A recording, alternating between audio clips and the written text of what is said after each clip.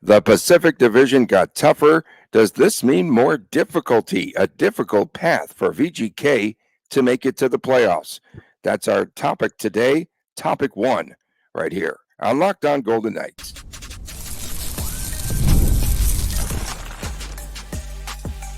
You're Locked On Golden Knights, your daily podcast on the Vegas Golden Knights, part of the Locked On Podcast Network.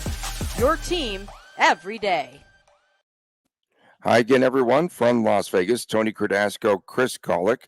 Thanks for making us your first listen each and every day. Find us wherever you get your podcast, and please subscribe to our Locked On Golden Knights YouTube channel. We are brought to you today by FanDuel. Go to FanDuel.com and check out a lot of these new props that they have available. The Pacific Division, Chris, has improved overall in the offseason. I believe there is more parity overall, not just in the division, but also in the Western Conference. And in no particular order, I guess I'm just going to run down teams that have made the most improvement. You have to give some kudos to the Sharks, of course, because they have the number one draft pick with Macklin Celebrini. And I think that this could make this team more exciting.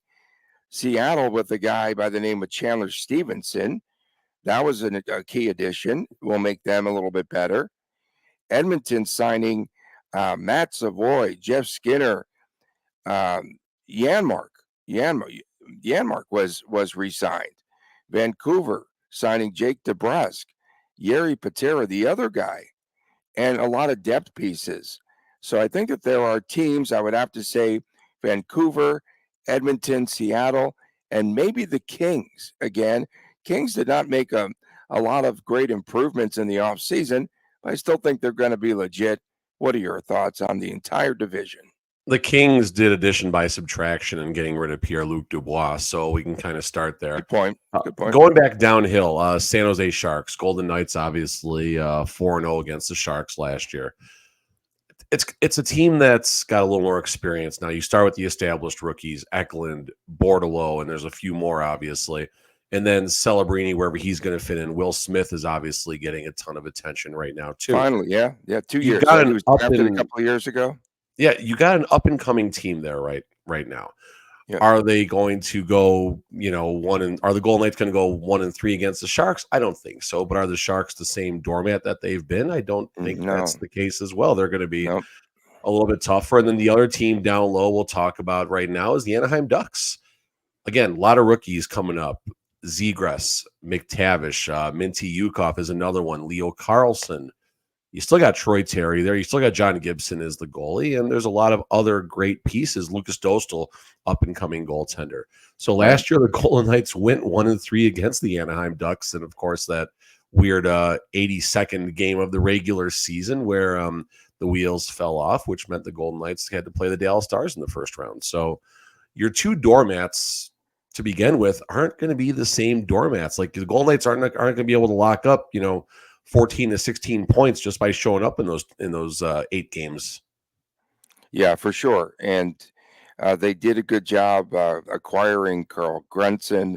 Ty Dellandrea, I think, was another key addition that we've talked about on this show. And yeah, I think they're going to be pretty decent. And then one team that I don't think people are talking much about because it's subtraction by subtraction. That's the Calgary Flames. Will they be there? They could potentially be there towards the bottom. Well, let's start with the Golden Knights going 1-2-1 against the Flames last year. Flames are they're in the better part of the rebuild now. They've shed so many tough contracts away from that team. So now you're going to see players like Connor Zary and Dustin Wolf and Coronado and Peltier coming up. All these just young rookies who are going to make an impact. Could they be down there in the final 3 spots with the Ducks and the Sharks? Most likely, that's probably where it's going to be. But again, you got a proud team full of up and comers right now, and you never know. The stars may just align to make them an extremely tough out. We're not knocking the Golden Knights by any means in this segment. We're simply acknowledging the reality that the Pacific is a little bit tougher, and the Golden Knights have obviously done some changes to their roster, which doesn't help either. Yeah, Igor Sharangovich also re-signed there in Cal. Gary, and then 30 goal scorer. But they have that superstar in the making that they acquired from VGK, Anthony Mantha, too. That should be interesting. Not improved. The Ducks, Calgary, and the Kings. Yes, I agree with you there about shedding Dubois. That was an interesting addition move. By subtraction. No, definitely.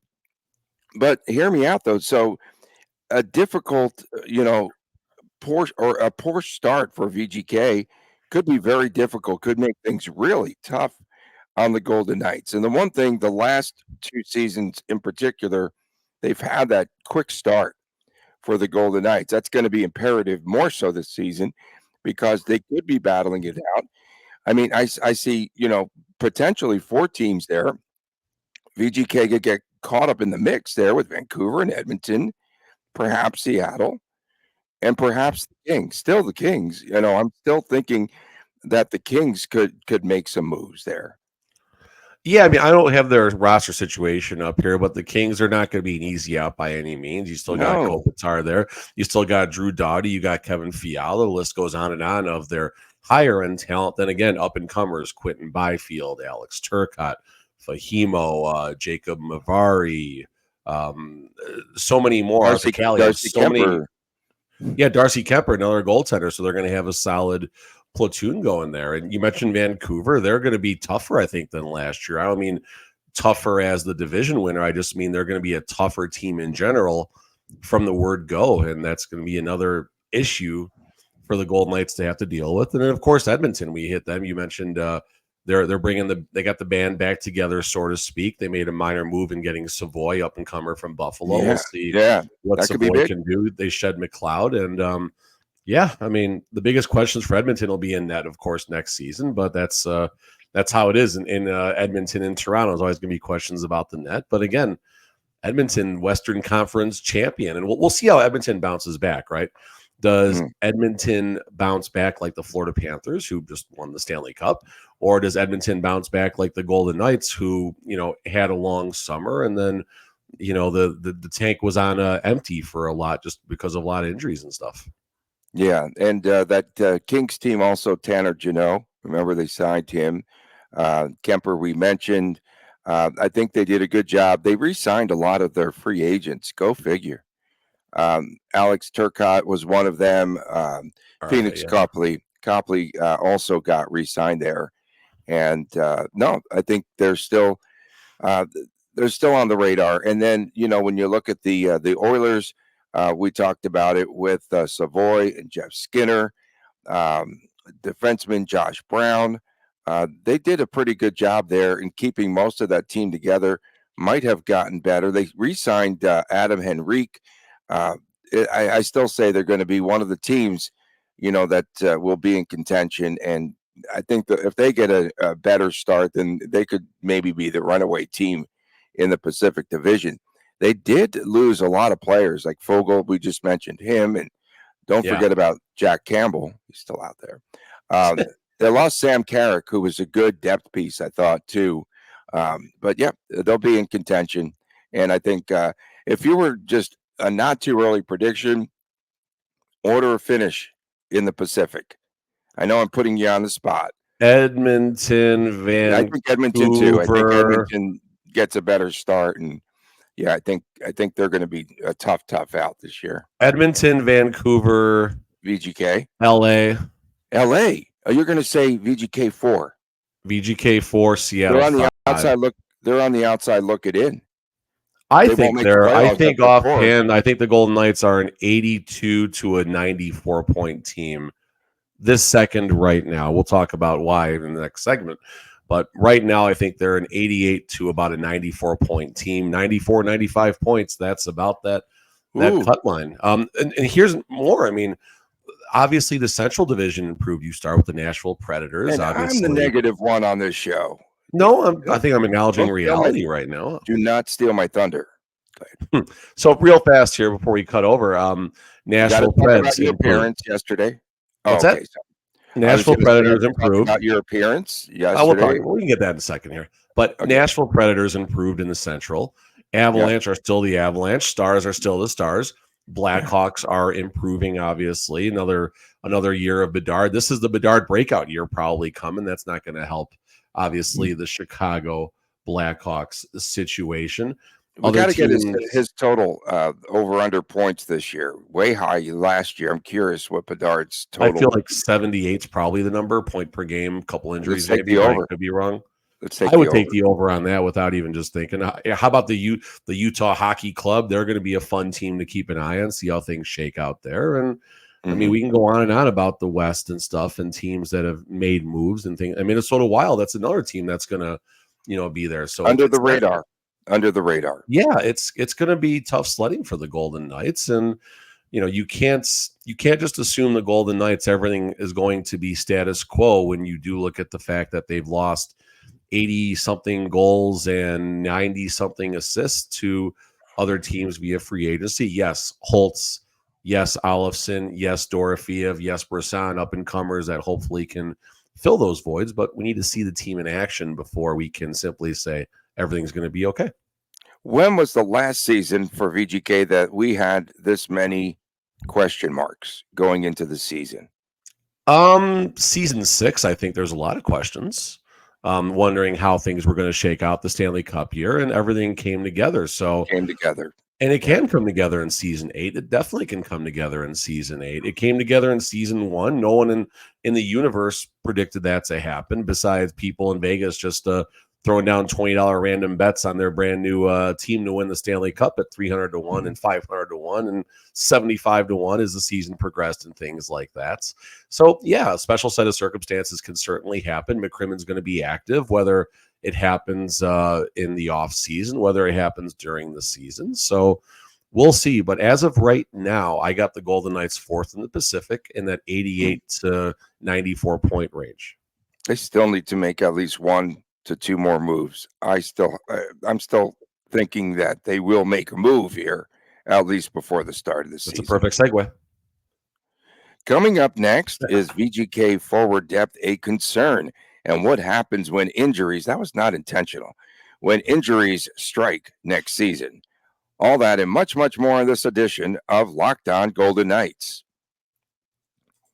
Hey fans, this summer, FanDuel is hooking you all up, all customers, with a boost or a bonus each and every day.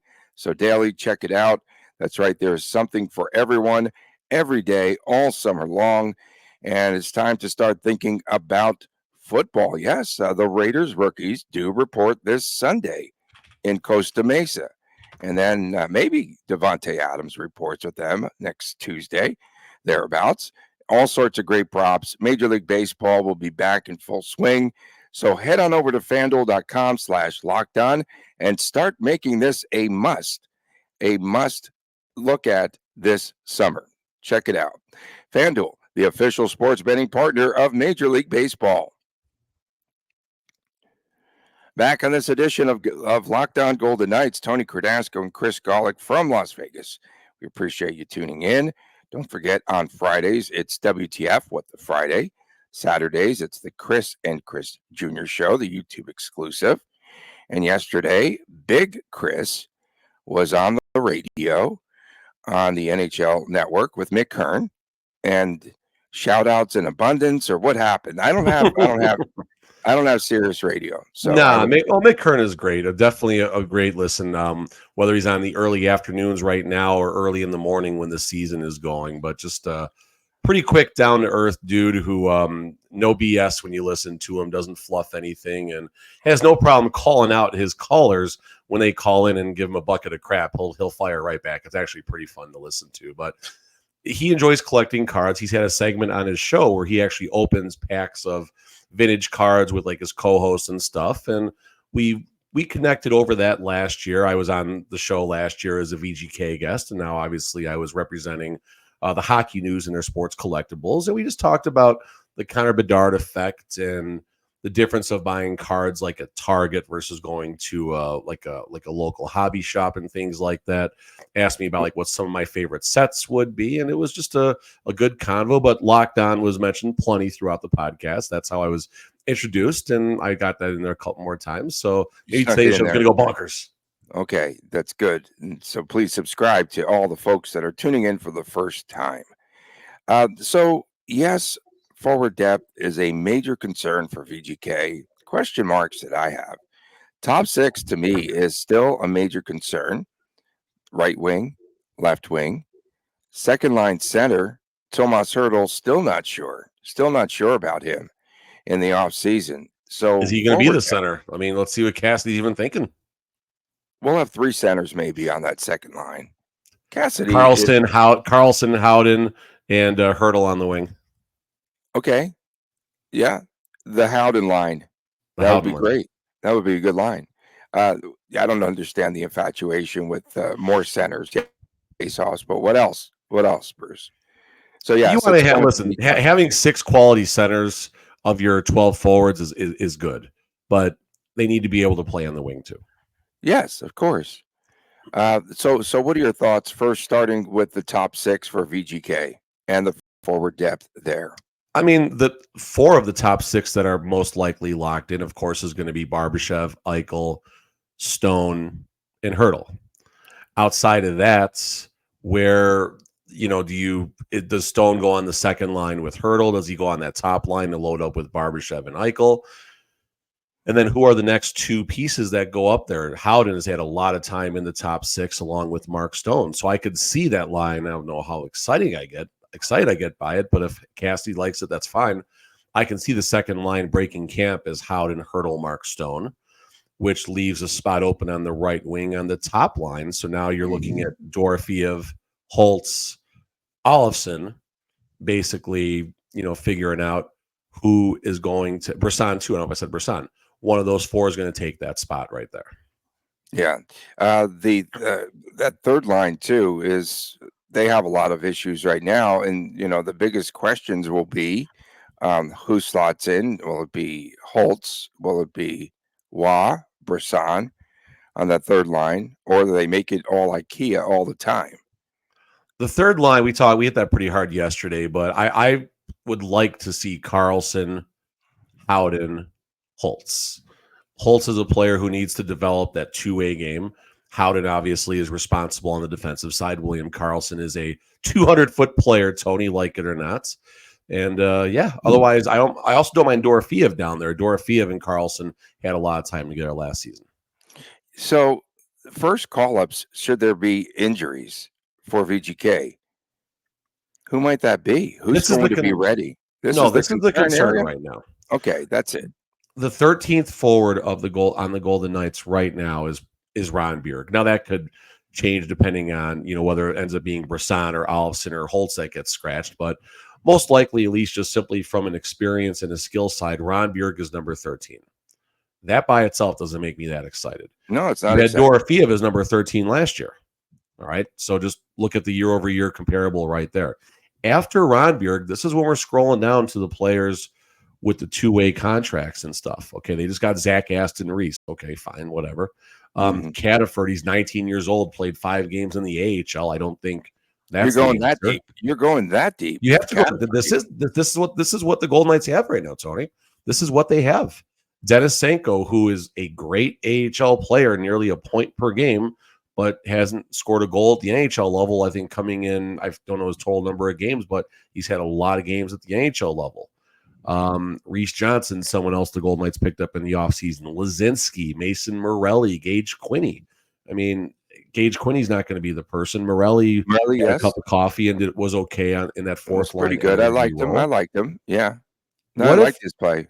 Right, but what if 3 of these players, Tony, have to end up in the roster at one time? Which likely could happen. You look at Mark Stone's injury history. Karlsson missed some games last year, of course. Marchessault played all 82 games last year. We can't expect someone just to come in and fill that void immediately from a reliability perspective. The list goes on as far as injuries and such. And,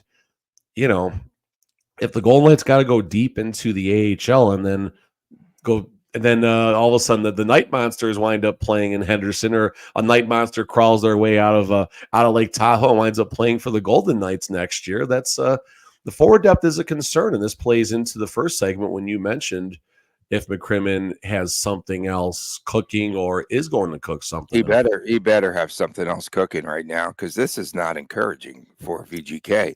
If they're healthy and the stars align, it's fine.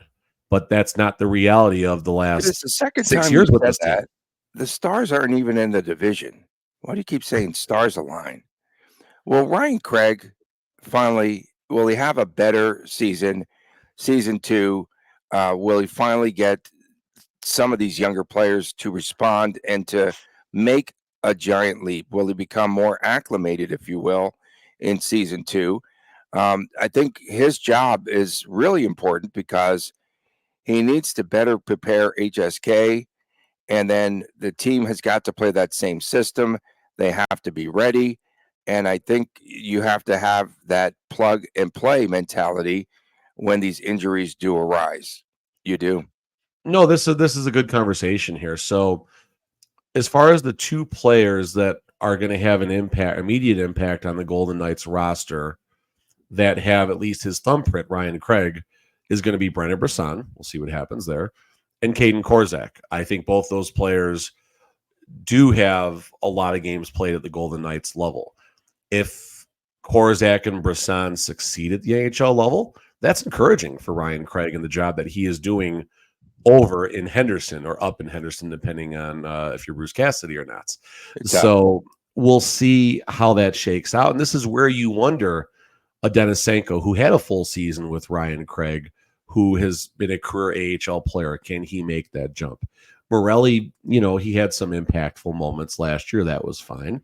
Other defensemen, Lucas Cormier, that's another one. I mean, again, that's going a little bit deeper. Cormier's number 9 right now, but again, another player who has Ryan Craig's thumbprints and kind of but we're talking mostly about the forward position. And we are, but I'm simply talking about the job that Ryan Craig is doing as well right now, as far as depth and things like that go. And the fact that fair. He needs to be developing these players, because how many VGK players? Let me ask you this: how many VGK players start the season on the injured list? It's been like has it been every season the last 2 or 3 seasons where they've had someone Haig was. I mean, that's normal. I think White Cloud got hurt in the preseason against the Avalanche last year, and that's just human nature. It's just part of the game. It's going. Well, they're going to have to make moves early on, is what I'm saying here. Well, again, McCrimmon has a choice right now. The depth of the Golden Knights is their defense. The lack of depth is going to be in the forwards. Convert some of the defensemen to the forward position. I mean, we can go the Brent Burns route, or going even farther back to the Dustin Byfuglien route, like the Chicago Blackhawks did way back. But you trade from a position of strength to address a position of weakness. Now, does that trade happen now, or does that trade happen closer to the deadline when you can finagle a 3-team trade out of it, where the defensemen wind up getting this tremendous premium at the trade deadline? And then you find another team looking to offload a superstar forward on the cheap, willing to eat, 20, 30, 40, 50%. I mean, one thing that McCrimmon needs to get a ton of credit for, and we haven't talked about this in a while because of how parking lot. Well, no, real fast, just about how when he acquired Hannafin, Mantha, and Hurdle, how much money that the other teams were paying. And we can definitely parking lot that a little bit, but point being is McCrimmon's got, it might not have been an off season that went according to plan, Tony. There you go. You love saying that, and I'm with you. He didn't have the backup plan. McCrimmon's got plan A, plan B, plan C, and plan D already in the works for the trade deadline next season. And of course, that depends on where the Golden Knights are, if they're going to be a fringe playoff team, if they're competing for the division, or if they're far on the outside looking in, because the Golden Knights are going to have a ton of salary cap space to work with, parking lot, for the 25-26 season. Yeah, I only pat myself on the back every other day currently on this show about a lack of a backup plan for McCrimmon. Oh my God. It's not wrong, and it's not just you saying it. Now we got national media. Now they're starting to say it. Yeah, they're stealing stuff again.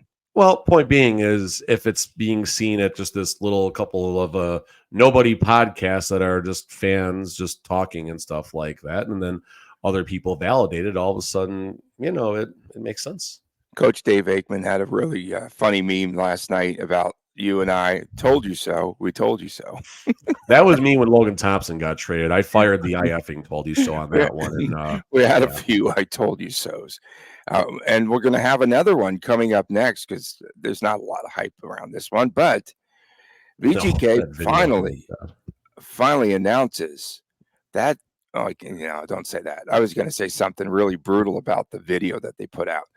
VGK the VGK as the parent club should have assisted on the video for the launch of the new ECHL affiliate, the Tahoe Knight Monsters.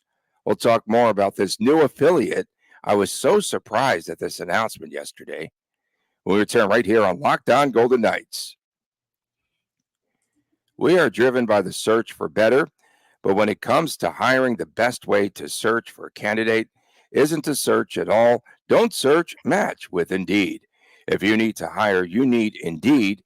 Indeed is your matching and hiring platform with over 350 million global monthly visitors, and that's according to Indeed data. And matching, it's a matching engine, basically, that helps you to find quality candidates and fast. And Indeed doesn't just help you to hire faster. 93% of its employees agree that Indeed delivers the highest quality matches compared to other job sites. Join the more than 3.5 million businesses worldwide that use Indeed to hire great talent fast. And if you go on Indeed.com/lockedon, you will find that you can get a $75 credit on your first post. And so check that out. Terms and conditions apply. If you need to hire, you need Indeed. Back on this edition of Locked On Golden Knights, Tony Cardasco, Chris Golick from Las Vegas. Thanks for making us your first listen each and every day. We appreciate you doing so. Don't forget Fridays are WTF. Saturdays, the YouTube exclusive with Chris times Chris Jr. And please subscribe to our Locked On Golden Knights YouTube channel, especially all you new followers, listeners, and viewers. So last night, I've had clients in abundance here. They've all come in pretty much at the same time. So driving back, we went to that Meow Wolf there at Area 15. No, it's cool. Yeah, it took me a second. It's too artistic for you. The shopping. We go into the shopping thing and you walk into the milk cart and the next thing you know, you're in this psychedelic. It's pretty cool. Yeah, okay. Okay. I gave up the drug scene in the 70s. But no, so it's really cool. It's awesome. That's why you still enjoyed it then. In any event, driving, still some residue. Just kidding. That was a joke, folks. So in any event, driving back, the Rio Hotel had the A's colors, green and yellow. Did you see that? It was lit up, and I posted a photo. It's pretty crazy, right? Because initially, the Rio, with all that space behind the hotel, was trying to lure the A's and to put the stadium there. They opted to go, or maybe who knows what's happening there, over to the Tropicana site. So just curious if that's still in play now, the Rio. This is the biggest mess since Formula One, the A's. We now have something that was that was so messy that we have a comparable. But yeah, it's crazy, right? We'll see what happens there. I was actually at the Rio over the weekend for a card show, and it was kind of weird being a full circle moment, being in there swapping cards and making deals in the area. I used to run poker tournaments, and Rio's changing. It's good. They're under. What's that? How's it looking? Inside. It's looking okay in there. It's nice to see it changing hands and getting some attention. The Caesars Entertainment forgot about the Rio for a long time, besides the World Series of Poker. Yeah, for sure. Oh, we're talking hockey here. VGK's Kelly McCrimmon announced a multi-year agreement with the ECHL's Tahoe Knight Monsters. I do not like those jerseys. Yuck. You don't like them? I actually thought they were cool. I thought the jerseys were cool. Of course, man. I like the gold with the blue. I like the contrast. I think it's actually kind of fun. From now on this show, because this has been in vogue now, I went to those media days, right? And the Big 12 and the Mountain West, and I'm watching some other stuff. And whenever we say something to give it more impact, Chris, we need to start doing it. We need to utilize more often, more frequently, the use of the word critical. This is a buzzword, if you will, for us. McCrimmon. I gave up the corporate life 4 years and almost 4 years ago to the day. I don't plan on starting. Okay. I mean, so areas of opportunity, critical. Okay, stop it. We need to keep saying this. Trajectory. I like that. Okay. So, McCrimmon, two critical goals in our organization. This is what he said when announcing the Tahoe Knight Monster Wheat Kings. So he says, two critical goals in our organization: develop strong hockey players and grow the game of hockey in Nevada. Well, you're 1 for 2, bro. They're not developing. Are they developing strong hockey players in this state? Come on, man. Yeah. I mean, I think there is some. Listen, there's a lot of homegrown players coming up right now, and your critical. favorite Joe Fleming, Tony. Joe Fleming, absolutely. It's critical at this juncture that they start to develop players. I mean, listen, the Golden Knights, us and the entire National Hockey League, and a lot of people give them a lot of what because of the lack of talent pipeline and stuff. This is the start, and now it's all homegrown. And I'm trying to find the article with Joe from Franchise Sports Media, but like 4 or 5 years ago, I wrote an article when the Silver Knights were just becoming a thing. It said, I wonder how long it's going to take Foley to complete the trilogy of professional hockey in Nevada with the ECHL team, and finally 4 years later. I know Joe's been working all night trying to find that article. We were texting last night. We'll see if he finds it or not. That's hilarious. But it's good to see. It's good to see all the growth, and now it is all local-ish to an extent. All 3 hockey teams under the same states, albeit the ECHL team is a little farther away. But again, it is nice to see the way the game is growing and all these caravans that the team does across the state and stuff, and stopping off in different places and the visibility. And now you're seeing it. You're seeing the what's the word I'm looking for? Just the finale, if you will, the completion with the team up in Tahoe. Yeah, and so really nice research piece here on Twitter. Dean Jones said, Tony Dasco, here is a napkin tidbit for your Tahoe Knight Monster Wednesday edition of Locked On VGK. Only 3 states or provinces have all 3 NHL, AHL, and ECHL: Nevada, Pennsylvania, and Quebec. That is the Golden Knights, Flyers, and Canadiens. Interesting. That's pretty interesting. Thanks for doing that research for us, because we're too lazy. You can't fault Foley for not trying right now. I mean, he's growing, and you see it's clear to see what Foley's business mentality is. Once he starts, he just keeps on going and going and going and going. You're seeing it with the soccer clubs now, as multiple soccer clubs and everything. And it's fortunate that the Golden Knights do have this type of business mentality, because they keep on growing, they keep on doing more. And for an 8th season, the Golden Knights fans are hopefully going to be treated to a competitive team. Yeah, and I don't know what they were doing in Savannah, but I don't think they were playing very good hockey. But in any event, VGK brought over Alex. They got their foot in the door is what they did. They bought a franchise, got an affiliation, got their foot in the door, moved it over. It's just part of the business. It's good. To lure more fans, I think in Savannah, they should have taken that Ghost Pirates team and done more of the Savannah Bananas on ice. I think would have been cool. I feel like the Savannah team did a good job with their hype stuff, and their hype video was good. Their hype video was good. You're right. What do you think of the new mascot? Was it Betty? What's the name of the whatever? It's like a Dragon Ball Z character. I don't know. I mean, listen, it's fun. It's a mascot. Whatever. That's my answer. It's ECHL hockey. Let's see what happens once the season starts and what the mascot's involvement is then. We appreciate everyone tuning in, especially our everydayers. It's time to put a wrap on this show. Chris and I always say we're going to make it on time today because our topics don't go too deep, and we fail. We're major failures here. Of course, our everydayers, you make this show tick.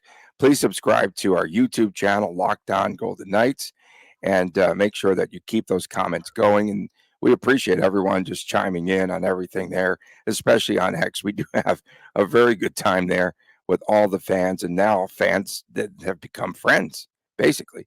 And so don't forget Friday's WTF, Saturday's Chris and Chris Jr. show.